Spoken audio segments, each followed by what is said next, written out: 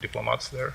I don't have any meetings to announce, but just as I was saying in the PRC context, we believe that regardless of what is happening in the world or even in the state of our bilateral relationship, that the ability to engage in frank and candid dialogue is important. And it's especially important on issues of strategic stability and arms control. It's precisely why we had planned to meet with Russian counterparts in the context and it's especially of the bilateral consultative commission in Cairo last year, and then again earlier this year. Unfortunately, Moscow pulled out of those plans. But when it comes to issues that are of paramount importance to us, and we think to the Russian Federation and to people around the world, it's important for us to have the ability to have those discussions as we talk about what is the purview of responsible countries. There is also a report, a quite recent report, that the European Union will not support the joint statement at the G20 foreign ministers meeting if it doesn't contain condemnation of the war in Ukraine. Does the US support this position? These are discussions that are taking place in India. I wouldn't want to get ahead of discussions, but I am certain that the G20 member countries will have more to say tomorrow. Dylan? Jenny? Yeah, a question on China. Assistant Secretary Crittenbrink testified yesterday for the House Foreign Affairs Committee about fentanyl, and he said that the discussions with China have not been very satisfactory about this issue, and you've said similar things from the podium, that there hasn't been a ton of progress from direct engagement. He also referenced some concerns that China has about these discussions that are unfounded. So I was curious, can you speak to what those concerns might be? He didn't elaborate on them. And then also, if direct engagement is not yielding much progress on this issue, what is it exactly that you are going to do going forward to try to get some results? Dylan, this goes to the core of our approach to the PRC. It is competitive in most respects. There are some respects that are adversarial, that have the potential to be conflictual, where we want to establish those guardrails to see to it that competition doesn't veer into conflict. But there are also areas that we believe have to see elements of cooperation. And these are areas where there are common challenges, common threats that both of our people face. The United States is a responsible country. We want to act responsibly. We seek to act responsibly to, in the first instance, protect our people, to protect our interests, but also in a way that will protect people around the world. And narcotics, like fentanyl, is very much one of those issues. We continue to see PRC origin precursor chemicals being used in illicit fentanyl production. Though its past action has helped to counter illicit synthetic drug flows, we do call on the PRC to take additional, meaningful, concrete action to curb the diversion of precursor chemicals and equipment used by criminals to manufacture fentanyl and other synthetic drugs. The rise in this precursor diversion and the growth in synthetic drug production is a global problem, and we're committed to working with the PRC to the extent we can to do what is in the interests, once again, of the American people, of the Chinese people, of people around the world. By working together, we'll be able to strengthen international cooperation and impede criminal organizations' ability to easily produce and traffic illicit synthetic drugs around the world. It's especially acute in this country, where fentanyl overdoses are the leading cause of death in Americans between the ages of 18 to 49. This is something that Secretary Blinken cares deeply about. He has instructed his team to do everything we can with countries near and far around the world, and we are determined to do what we can to work together with the PRC and what is indeed a shared challenge. Can you speak more at all to whatever these concerns are that are holding up these talks? Because, you guys have characterized it as in China's interest to help tackle this issue. Obviously, they're not prioritizing it the way that you would like them to. So can you speak to why that is at all? Dylan, I can only speak to our commitment to this, and we are committed to working with the PRC in those arenas where our interests align. This is one of those arenas Narcotics, fentanyl in particular, is a threat to the American people. It's a leading cause of death in this country, and we are committed to doing everything we can to address this with countries around the world, including the PRC. Yes, in the back. Go ahead, and then I'll come back. Go ahead. Yeah. So on Iran, we have talked with you several times from this podium that you were talking about the deadline. And now we see that Iranians have reached out to a 83.7 of uranium purity. So apparently all the tools up to date have failed. And you said you are talking to the partners and allies. What are you really talking to the partners, and what are the tools right now at hand? So there are a number of tools we have at our disposal, and you've seen us wield some of them. We've continued to increase the costs on Iran in response for its malign activities, including its nuclear program that has continued to advance. We have used sanctions, designations, economic tools at our disposal to hold to account the regime and to deprive it of revenue that it would otherwise have. We are discussing our approach, the most effective approach to address, to contain, and ultimately to remediate this challenge with our European partners, with partners in the Middle East, and partners around the world as well. Because Iran's nuclear program, since the last administration withdrew from the JCPOA, has been in a position to advance in ways that are simply unacceptable to us. And this goes back to a point I made earlier in the briefing, that President Biden has made a solemn commitment to see to it that Iran never acquires a nuclear weapon.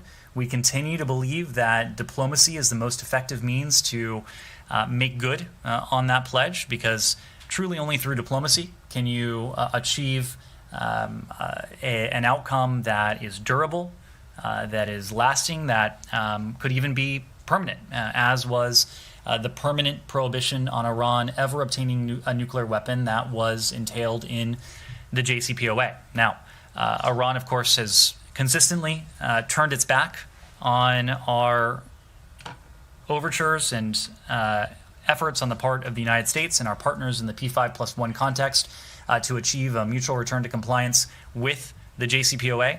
That hasn't been on the agenda, but even as Iran itself has killed the possibility for a swift return to compliance with the JCPOA, what remains very much alive for us is a determination to exhaust all avenues of diplomacy, even as we consider all alternatives. Yeah, but the question is, like, up to date, you have implemented several, maybe dozens and scores of sanctions, and apparently didn't stop Iran right now, given the fact that they are continue enriching uranium. The question is, how confident are you that these new sanctions, new tools, are going to stop Tehran to go ahead with its nuclear program? We are supremely confident in the commitment that we have made that Iran will not obtain a nuclear weapon. That is a goal we share with countries around the world, in Europe, in the Middle East, and well beyond. On Havana syndrome, I have a follow-up. So given the intelligence community's assessment, and given the fact that these incidents only happen in the U.S. Diplomatic facilities abroad, is it possible that those ailments are caused by some of the U.S. national security capabilities installed at these facilities? And is there a discussion to check the U.S. kind of defensive capabilities installed at the facilities abroad?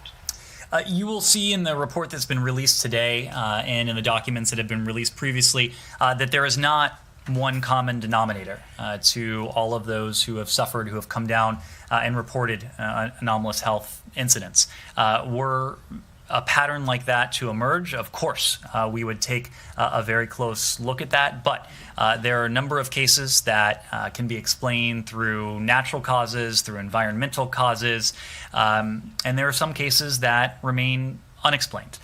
Regardless, we're determined to continue to provide our colleagues with the care, with the support, with the compassion that they need and they deserve. Yes, go ahead. The Iranian Foreign Minister today, in an interview, again denied that Iran supplied Russia with drones, but he also added that a Ukrainian military delegation met with Iranian one in Oman, and the Ukrainian provided them with evidence, and after reviewing this evidence, he is 100% confident that those drones are not Iranian made. Are you aware of such meeting, and how confident you are that of your assessment that Iran supplied Russia with the drones that have been used in Ukraine? I wouldn't speak to any such meeting. I would have to refer you to our Ukrainian counterparts to speak to that particular allegation, but I can tell you that we are confident that Iran has provided Russia with the UAV technology that it has used to perpetrate some of these horrific attacks against the people of Ukraine, pursuing civilian targets, going after energy generation plants. We are confident in that information. Iran has denied this before. Ukraine has supplied to the world evidence of Iranian UAV technology being used to perpetrate such brutality and horror against their own people. Yes? A Palestinian official yesterday said that Mahmoud Abbas had ordered Palestinian security forces to confront the Israeli military. Doesn't that contradict what they've committed to you at Aqaba? We are aware that a senior Fatah official said that President Abbas made these remarks. We condemn, as I did before, any incitement to violence. We call on the Palestinian Authority, including President Abbas, to clearly condemn terrorism against Israelis and terrorism in all its forms. The Palestinian Authority and Israel should be leaning into security cooperation with each other at such a time. That is in the interests of both Palestinians and Israelis. It's very consistent with what the parties agreed to at Aqaba. Yes? Good. Yeah, in yesterday's report on terrorism, it has been mentioned that at least two former Israeli cabinet members categorized the settlers' violence as terrorism.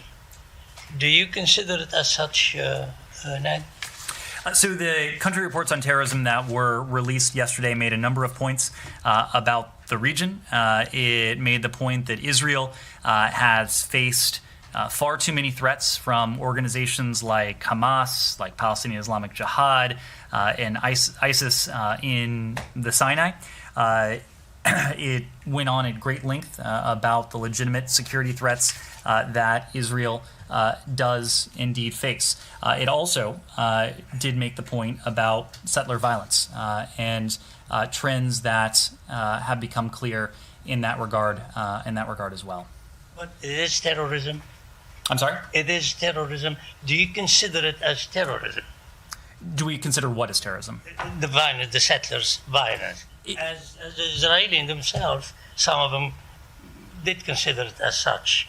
It is far less important to us the terminology we use, and far more important that we roundly condemn any effort to use violence, and certainly any violence that targets civilians. Yes? Thanks so much. If you don't mind, I was hoping if you could share some reaction to today's first contact between Baku representatives and Karabakh Armenians. Any reaction from the state? Sorry. There's a first meeting between Baku representatives and Karabakh Armenians today. If we have any reaction there, we'll let you know. Go ahead. Russia's reaction. We're getting Pakistani Supreme Court has just announced the holding of the elections. Your comment on that? And former Prime Minister Imran Khan has been continuously winning the midterm elections. Are any grudges? Does this building have any grudges? Does the U.S. State Department has any grudges with Imran Khan if he were to come again and win the elections in Pakistan? These are questions for the people of Pakistan. These are not questions for the United States. As I said before, in a different context, the United States does not favor one candidate, one personality, one political party over another. We stand behind democratic institutions, democratic processes, and ultimately the questions you raise are questions for the people of Pakistan. Thank you all.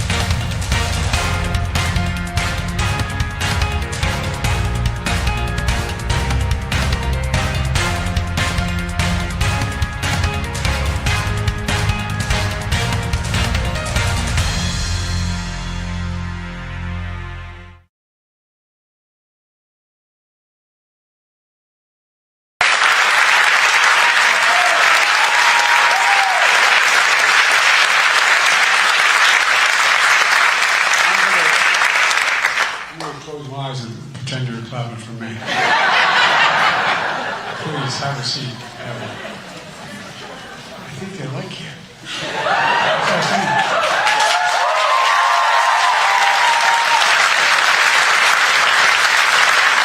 See the senator right here?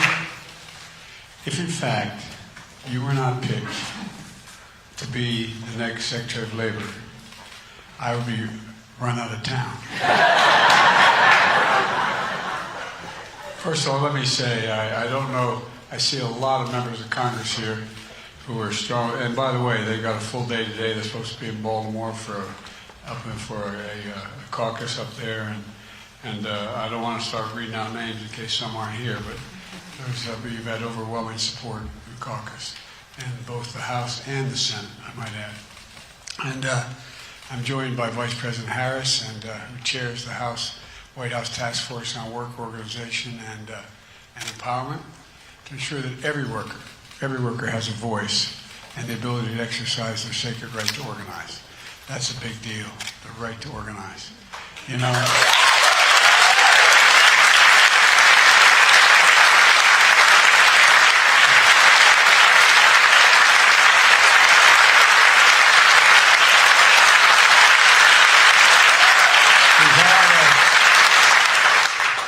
We've had no better partner in this effort, and so much more that he's done than Marty Walsh from Boston.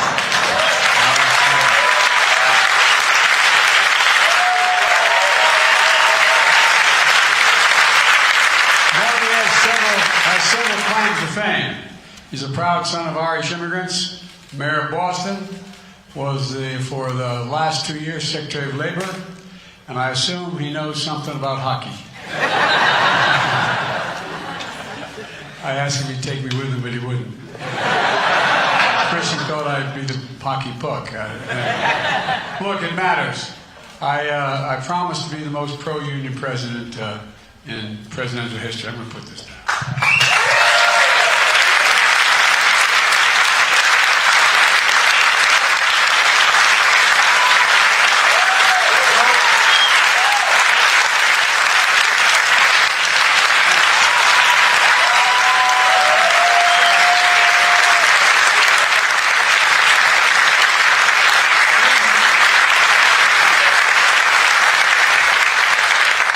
The reason I ran was to rebuild the backbone of this nation, the middle class.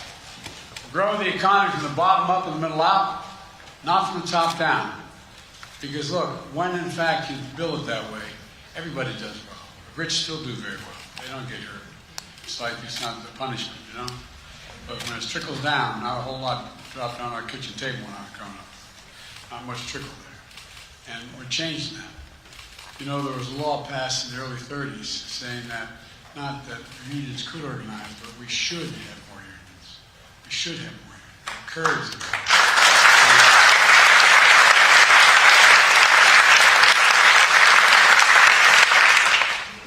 We're all guided by things that we've heard our parents and our grandparents repeat 1,000 times growing up as a young person. And my dad, I know some of you retired here and say, my dad used to say, and he meant it, a job is about a lot more than a paycheck. It's about your dignity. It's about respect. It's about being able to look your kid in the eye and say everything's going to be all right and mean it. And he meant it. Marty Walsh understands that each of these fundamental principles in his very bones. The past 2 years have made incredible progress in my view, and Marty's been an overwhelming reason why we have made that progress. Our economy sees record job growth. Historic laws that I've signed are going to create even more new jobs in years to come. And Marty put us on track to meet the bold goal of 1 million new registered apprenticeships by 2025.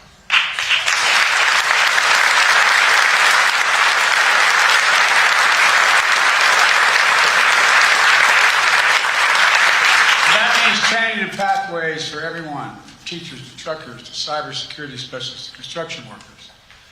Marty played a pivotal role in delivering rail workers this historic pay raise they got to prevent a potential catastrophic strike at the same time.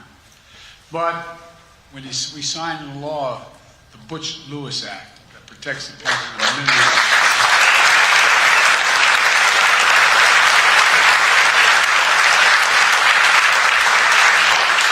Sounds easy now, but it was a long time coming. Thanks, Marty, for all your hard work. Marty's done an incredible job fighting wage theft, combating the way that workers and labor is exploited, and protecting workers and their rights and their safety. You know, for example, he helped recover more than $520 million in back wages